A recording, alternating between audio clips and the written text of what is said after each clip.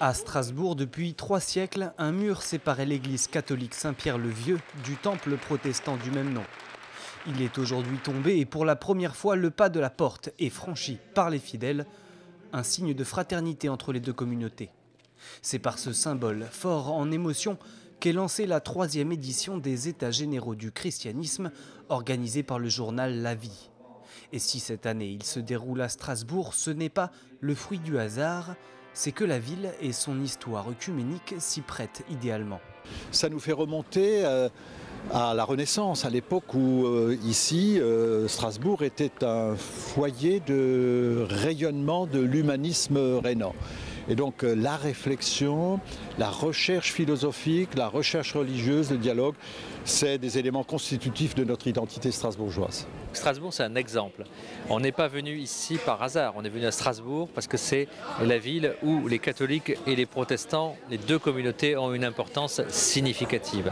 On est venu à Strasbourg parce que c'est une ville du pluralisme religieux avec la communauté juive hier et encore aujourd'hui avec les musulmans. Donc Strasbourg, c'est ça.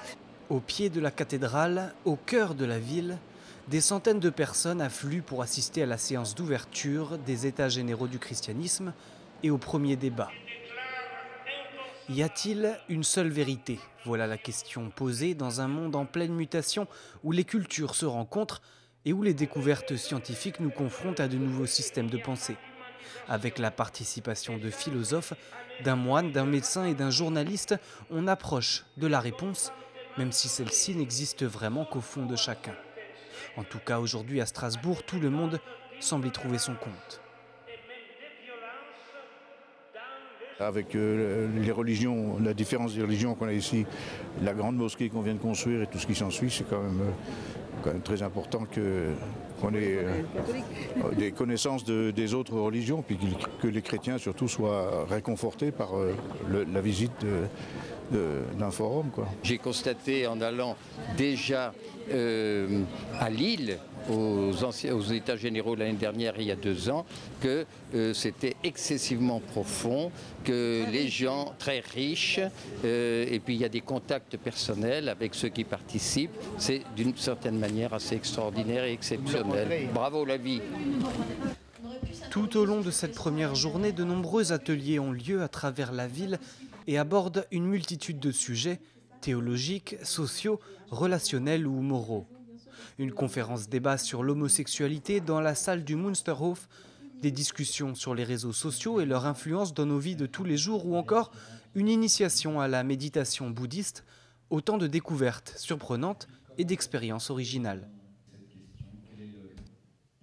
Je commence par 10 minutes de méditation et je continue par 15 minutes de prière. Et donc de précéder ma rencontre avec Dieu et avec Jésus-Christ, de faire précéder ça d'une méditation est un grand moment de bonheur pour moi. Pendant ce temps, à la faculté de médecine, plus de 600 élèves et étudiants discutent avec les intervenants d'un thème qui nous concerne tous à un moment ou à un autre, que faire de sa vie? Avec notamment la participation de Saïd Oujibou, un pasteur vif et attentif, et Lilian Thuram, président de la Fondation Éducation contre le racisme, le débat est constructif autour de la religion et des expériences de chacun, et les jeunes apprécient. D'entendre leur histoire, ce qui s'est passé, c'était intéressant. J'ai ressenti beaucoup de joie, d'amour et d'espoir dans cette conférence. Ils parlaient vraiment sur leur vécu, sur leurs espoirs et ce qu'ils ont envie de faire. Et je pense que plus on espérera, plus on y arrivera en fait. Je crois qu'il faut questionner ses conditionnements et ne pas avoir peur de questionner le conditionnement qui est peut-être le plus important.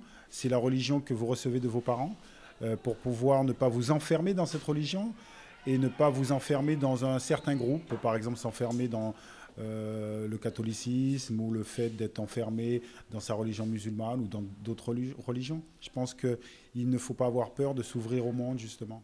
Je pense que la vie, le meilleur, il est devant eux. Et je pense que la foi, elle est importante, elle est déterminante. Elle n'a rien à voir avec une croyance.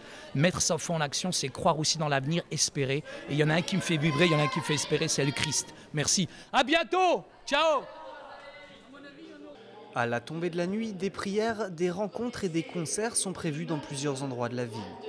Un moment de partage, de recueillement et de fête, tout en musique.